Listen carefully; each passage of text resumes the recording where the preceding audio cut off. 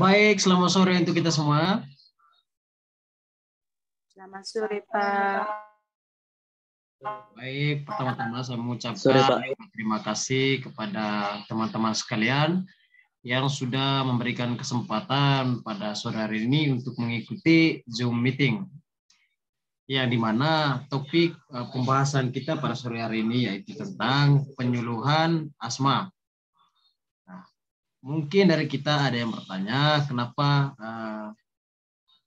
penyuluhannya melalui online. Karena kita tahu sendiri bahwa sekarang itu kita lagi masa pandemi sehingga kita tidak bisa untuk bertatap muka. Kita langsung saja ke materinya. Bersabar, saya akan share screen.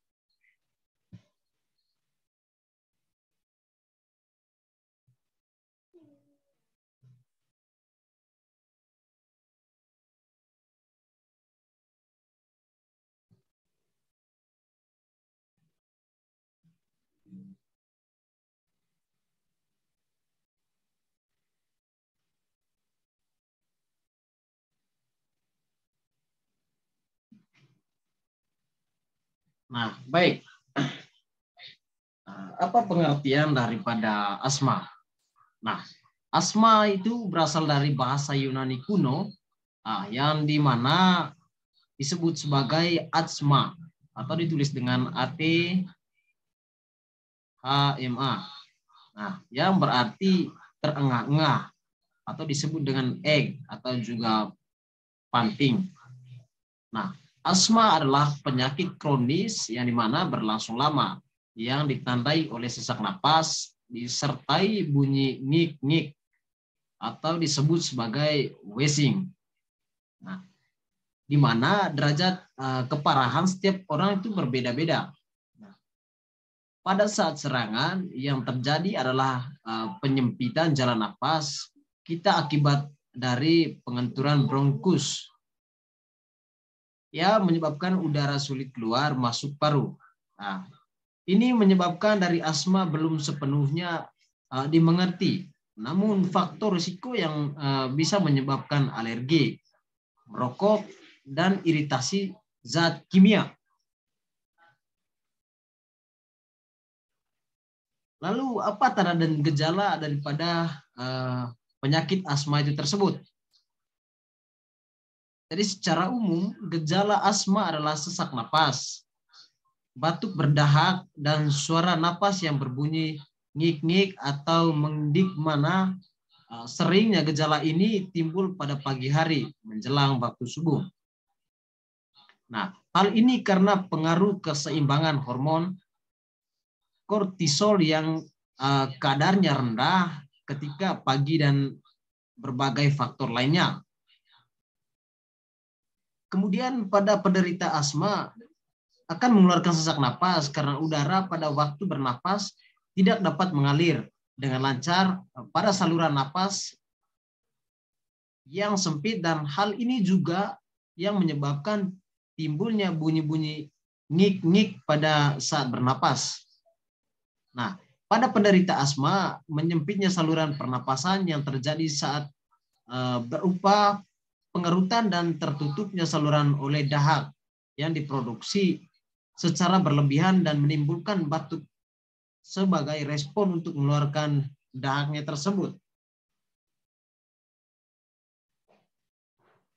Pada asma juga terjadi 3 jenis proses yang bersamaan. Jadi yang pertama yaitu peradangan atau disebut dengan inflamasi,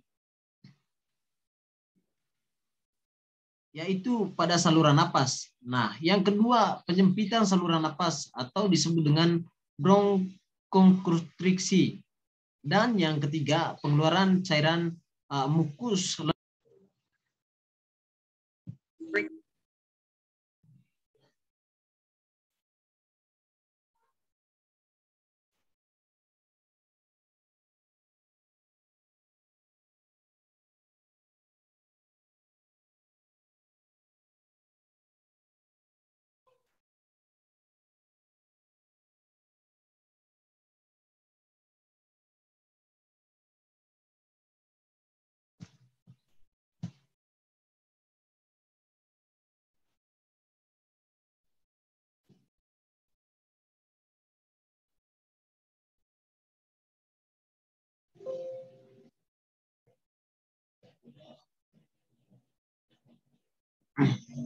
Kemudian penyebab penyakit asma.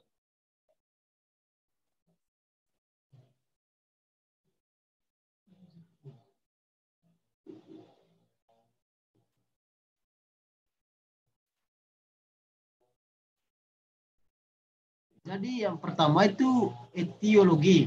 Nah, ada beberapa hal yang merupakan faktor predisposisi dan presipitasi tumbuhnya serangan asma. Jadi yang pertama itu genetik.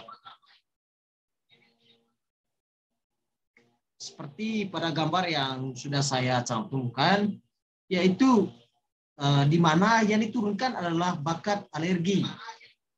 Meskipun belum diketahui bagaimana cara penurunannya yang jelas, tetapi penderita dengan penyakit alergi biasanya mempunyai keluarga dekat juga penderita penyakit alergi. Karena adanya bakat alergi ini, penderita sangat mudah terkena penyakit asma bronkial jika terpapar dengan faktor pencetus.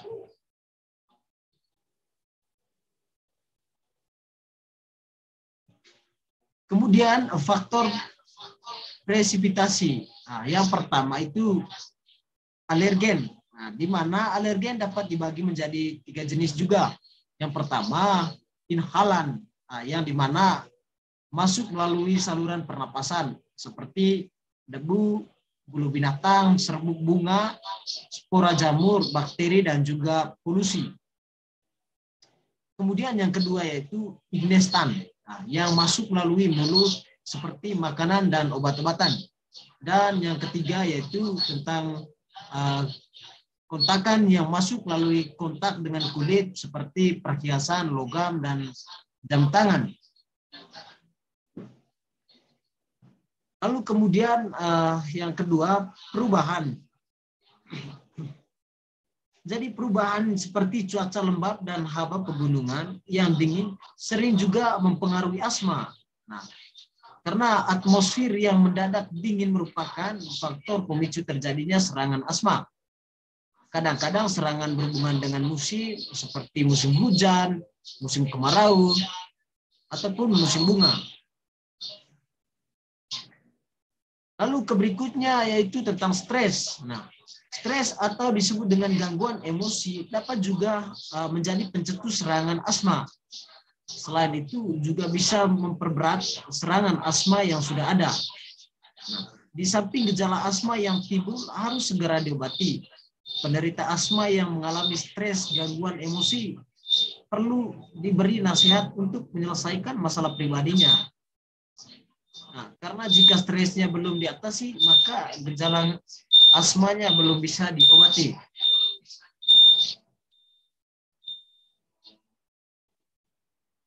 Nah, secara umum pencetusnya adalah makanan yang mengandung zat pengawet, penyedap, dan pewarna. Nah, bila mana makanan tersebut dikonsumsi terus-menerus akan mengakibatkan reaksi alergi dan inflamasi atau disebut dengan peradangan. Kemudian aktivitas yang berlebihan. Nah, aktivitas yang berlebihan juga seperti berlari atau main sepeda seharian tanpa cukup beristirahat. Gejala yang timbul biasanya sewaktu tidur, anak akan mengalami batuk-batuk. Kemudian bulu binatang seperti bulu kucing ataupun bulu burung dan lain sebagainya. Nah, penyakit infeksi seperti influenza dan infeksi saluran napas atas atau disebut dengan ISPA. Batuk yang disebabkan penyakit tersebut dapat memicu terjadinya asma. Lalu kemudian alergen seperti debu di rumah dan di jalan, debu kapret, kasur, kapur, asap rokok itu juga bisa menyebabkan terjadinya asma.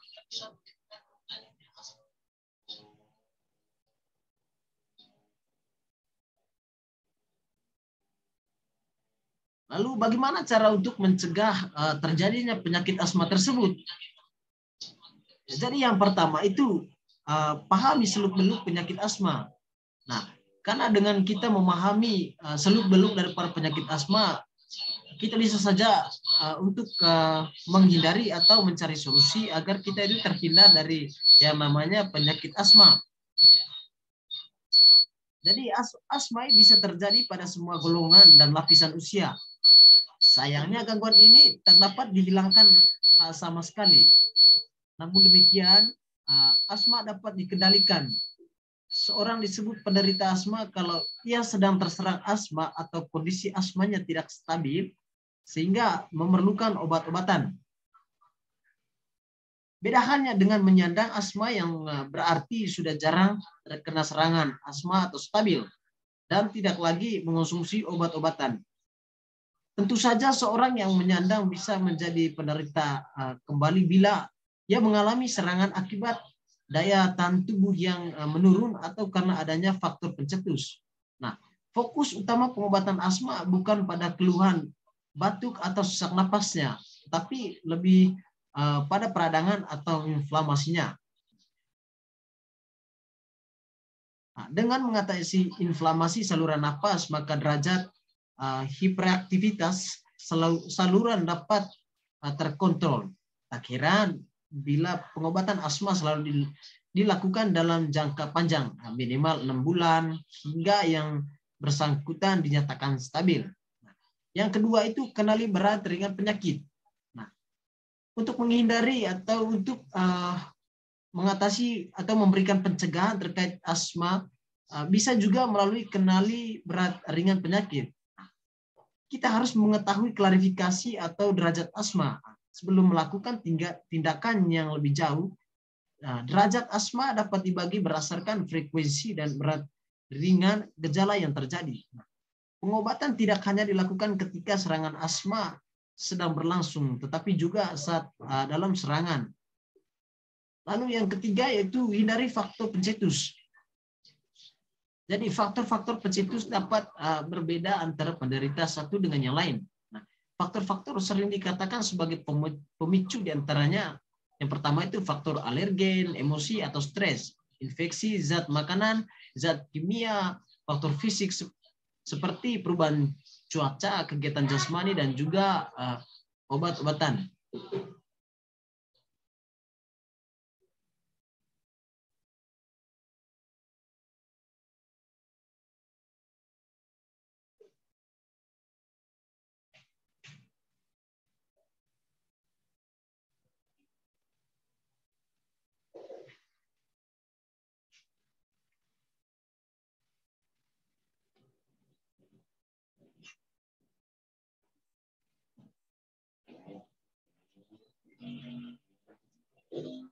Kemudian bagaimana cara untuk mengobati penyakit asma? Nah, yang pertama itu pelajari makanan-makanan yang memicu kambuhnya asma dan hindarilah.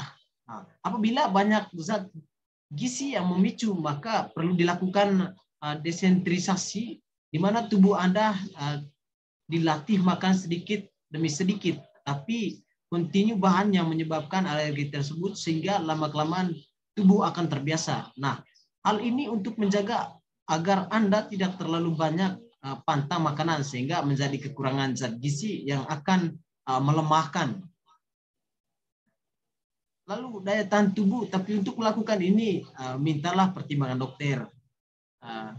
Misalnya teman-teman itu pergi ke dokter harus minta konsultasi terkait dengan penyakit asma. Kalau misalkan teman-teman itu mengalami penyakit asma, supaya dokter bisa memberikan arahan yang terbaik.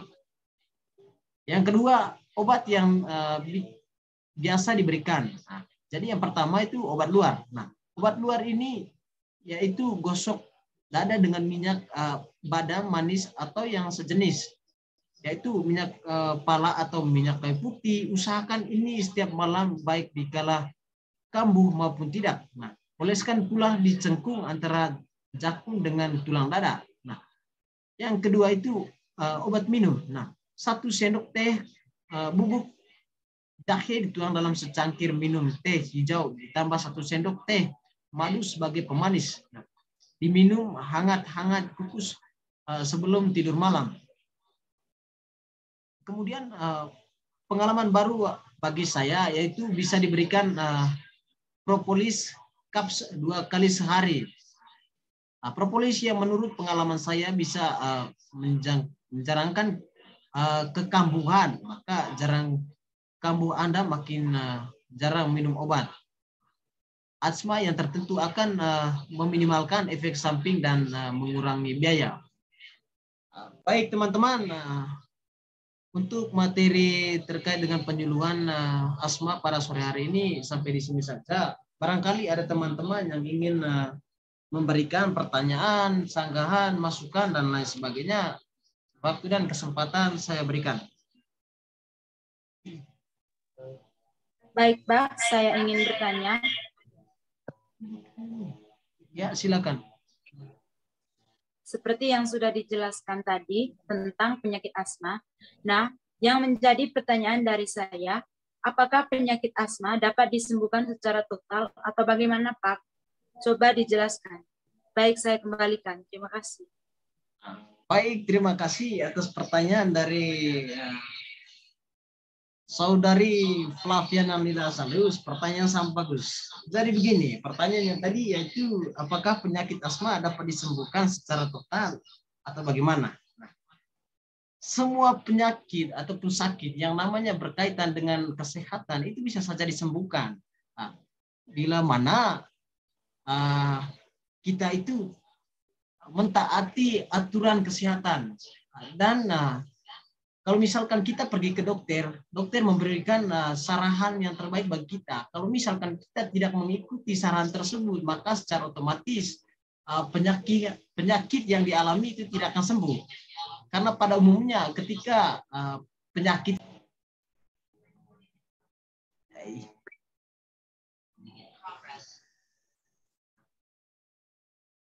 Jadi bagaimana saudari Linda Salus mungkin masih ingin bertanya terkait jawaban yang saya sudah berikan. Kalau misalkan belum puas silakan bertanya lanjut. Kalau tidak supaya barangkali masih ada teman-teman yang memberikan pertanyaan. Apakah jawabannya sudah puas saudari?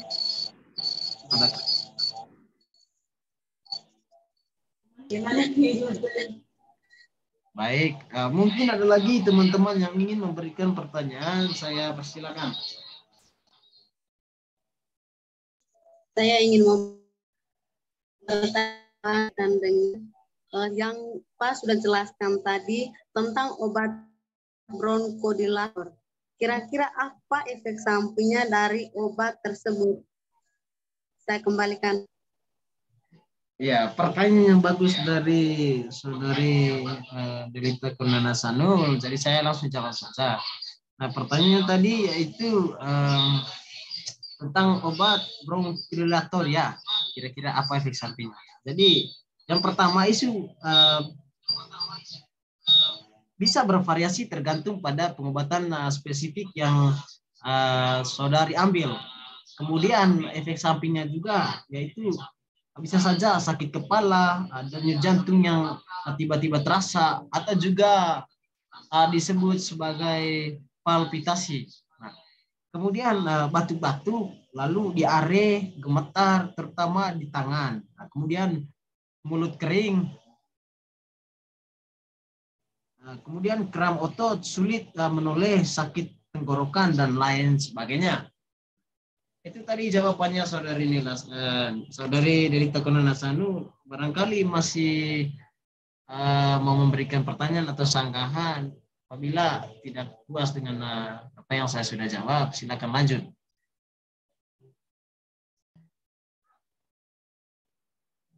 Baik, bagaimana dengan jawabannya untuk saudari Delin? Apakah sudah puas atau mungkin mau melanjutkan pertanyaan?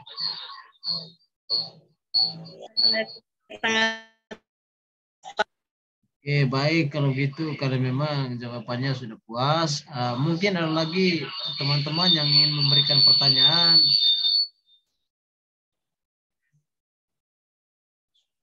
Apakah ada lagi yang ingin memberikan pertanyaan? Oke, baik. Kalau memang tidak ada lagi yang ingin memberikan pertanyaan, untuk pertemuan kita untuk penyuluhan pada sore hari ini sampai di sini saja. Saya mengucapkan terima kasih banyak kepada teman-teman semua yang sudah berkesempatan hadir pada sore hari ini, serta semoga materi yang saya bawakan pada sore ini dapat bermanfaat juga bisa dipahami. Baik, terima kasih dan sampai jumpa. Selamat sore semuanya. Sore, Pak. Sore juga, Pak. Terima kasih. Makasih.